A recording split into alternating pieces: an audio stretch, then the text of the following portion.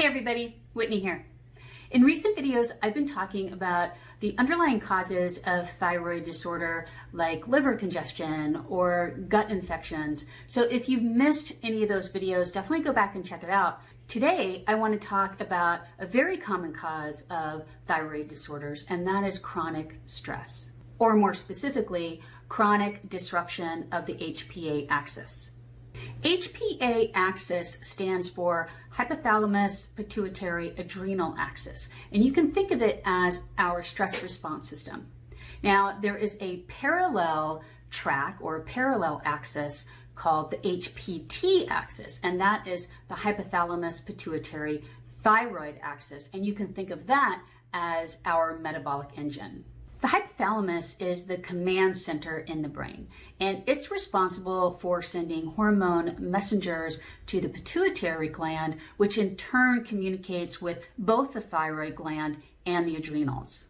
When it comes to the Hpa axis, or our stress response system, the hypothalamus releases corticotropin-releasing hormone to the pituitary, and that's called CRH for short. So the release of CRH tells the pituitary to send another hormone called adrenocorticotropin hormone to the adrenal cortex. We call this hormone ACTH for short. Once the adrenal cortex receives this message, it starts producing more cortisol, which is your major stress hormone. Now, while this is going on, the hypothalamus is also communicating along that HPT axis. It's sending thyroid releasing hormone to the pituitary gland, and then the pituitary is signaling the thyroid with TSH, or thyroxine stimulating hormone. And this tells the thyroid gland to produce thyroid hormones, T4, T3, T2, T1. During times of increased stress, the HPA axis actually upregulates the production of cortisol, and that's okay. We need additional amounts of cortisol when we are under stress. But from an evolutionary perspective, the Hpa axis isn't designed to handle chronic stress. So when this upregulation of cortisol becomes chronic, it can eventually lead to the disruption of the HPT axis and impact thyroid function. So there are several ways that this happens.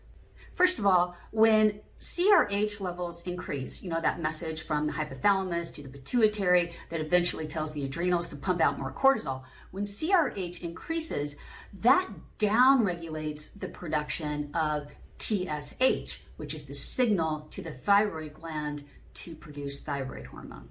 The translation here is that when the hypothalamus is saying, hey, we need more stress hormones, it totally puts the communication along the HPT axis on the back burner.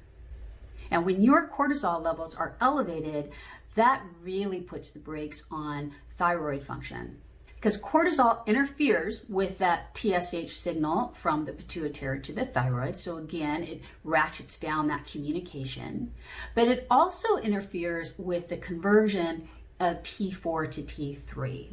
And if you remember from previous videos, T4 is the more inactive thyroid hormone that needs to be converted into T3, which is the active thyroid hormone that actually has to get into the cells.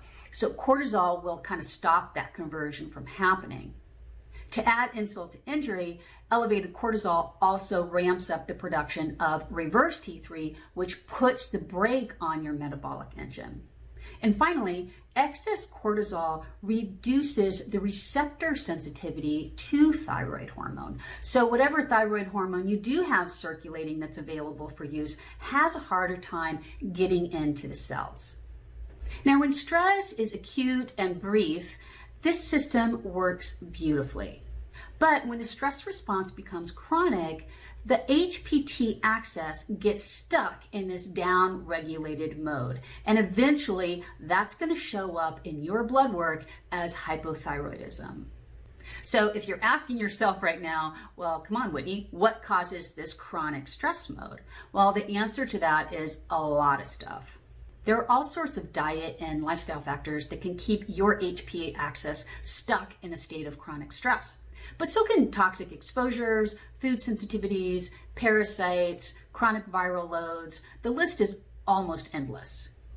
Now, to solve the mystery of why your body is in a state of chronic stress, I recommend that you work with a functional practitioner who knows their stuff and also has access to all the right lab tests.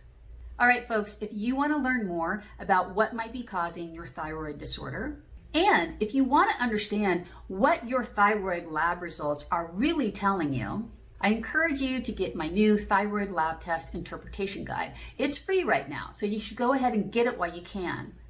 Now, if you're on Instagram, just head over to my bio link. If you're on Facebook, just click on my Facebook page banner and the link will pop up for you.